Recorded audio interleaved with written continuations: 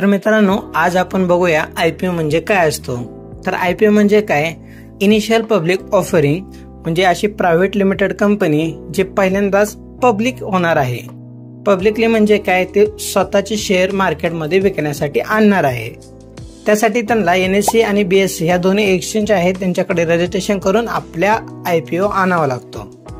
IPO का आणला जातो, त्याचा फायदा काय असू शकतो, तर कंपनीला त्याचा फायदा काय असू शकतो, तर कंपनीला आयपीओ आणल्यानंतर मार्केटमधून कॅपिटल रेज करता येतं। जसं की त्यांना भांडवल उभारण्याची गरज आहे, तर ते मार्केटमधून आपल्या शेअरच्या अगेन्स्ट इन्व्हेस्टरकडून मार्केटमधून पैसा उचलू शकतात। जो पैसा त्यांनी कर्ज फेडण्यासाठी किंवा निधी विस्तार करण्यासाठी किंवा कंपनीची ग्रोथ करण्यासाठी, संशोधन करण्यासाठी किंवा इतर काही कंपनीचे इव्हेंटसाठी ते वापरू शकतात। कंपनीचा आयपीओ हा दोन्ही एक्सचेंज कडे रजिस्ट्रेशन करायचं असेल तर ते करू शकतात, जसे की एनएससी किंवा बीएससी।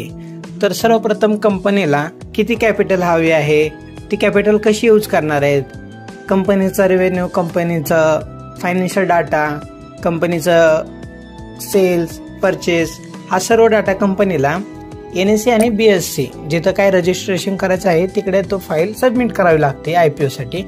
त्यानंतर एनएससी बीएससी त्याच्यावर विचार करते, डाटा चेक करते आणि ती फाईल अप्रूव्ह करून सेबीकडे पाठवते। सेबी हा डाटा पूर्ण चेक करून एक इन्व्हेस्टिगेशन करून कंपनीमध्ये सर्वे करून ती माहिती जर त्या डॉक्युमेंटची किंवा डाटाशी मॅच करत असेल तर ते कंपनीला आयपीओ साठी अप्रूव्ह देतात। मित्रांनो, आयपीओ ची प्राइस ही दोन प्रकारे असते, एक असते फिक्स प्राइस आणि दुसरी असते बिडिंग प्राइस।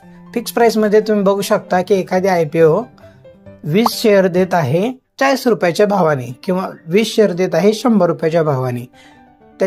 तसेच बिड प्राइस मध्ये एक रेंज प्राइस असते, जसे की 210 ते 220 रुपयात 40 शेअर भेटतील किंवा 420 ते 490 रुपयात 80 शेअर भेटतील, अशी एक प्राइस रेंज ठरलेली असते।